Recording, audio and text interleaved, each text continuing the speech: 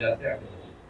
ಆರೋಪಿ ಜಾಮೀನು ಕೊಟ್ಬಿಡೋದು ನಮ್ಮ ಜಿಲ್ಲೆಯಲ್ಲಿ ಆಯಸ್ತ ಆಗಿತ್ತು. ಮನೆ ಸೆಷನಲ್ಲಿ ಅದೇ ಚರ್ಚೆ ಆಗಿತ್ತು. ಎಮ್ಮೆಲ್ಎಗಳು ಅದೇ ಬೆಳಗಾವದಲ್ಲಿ ಆಯಸ್ತ ಆಗ್ತಾರೆ. ಅದ್ರ ಬಗ್ಗೆ ಏನಾರ ಈಗ ಬೇಲ್ ಬಗ್ಗೆ particularly court is also very very stringent about it. It is a personal freedom ಅಂದ್ರೆ ಹೇಳ್ತಾ ಇದ್ದಾರೆ.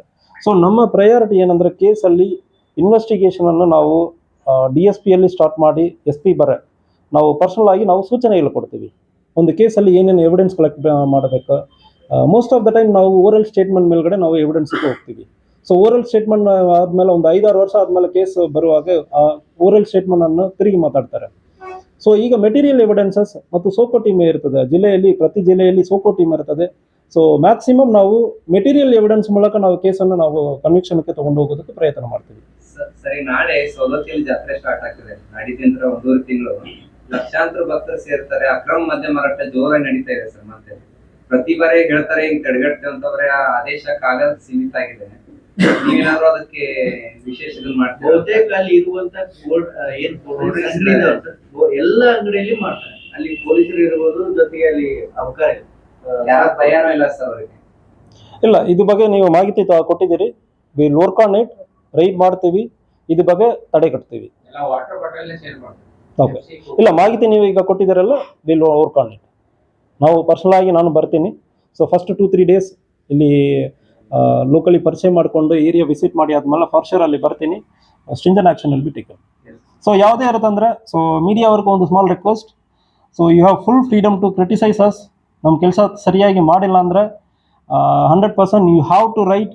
ನೀವು ಸರಿಯಾಗಿ ಮಾಡ್ತಾ ಇಲ್ಲ, ಪೊಲೀಸ್ ಇಲಾಖೆ ಏನು ಮಾಡ್ತಾ ಇದ್ದಾರೆ ಅಂದರೆ ಪ್ರಶ್ನೆ ಮಾಡಿ, ನಮ್ಮನ್ನು ಪ್ರಶ್ನೆ ಮಾಡಿ. ಸೊ ಪ್ರೆಸ್ಸಲ್ಲಿ ಒಂದು ಭಾಳಷ್ಟು ದೊಡ್ಡ ರೆಸ್ಪಾನ್ಸಿಬಿಲಿಟಿ ಇರ್ತದೆ. ಸೊ ನಾನು ಹಿಂದೆ ಇರೋ ಜಿಲ್ಲೆಯಲ್ಲಿ ಕೂಡ ಒಂದು ಪ್ರೆಸ್ ಗ್ರೂಪ್ ಅಂದ್ರೆ ಮಾಡ್ಕೊಂಡಿದ್ದೆ.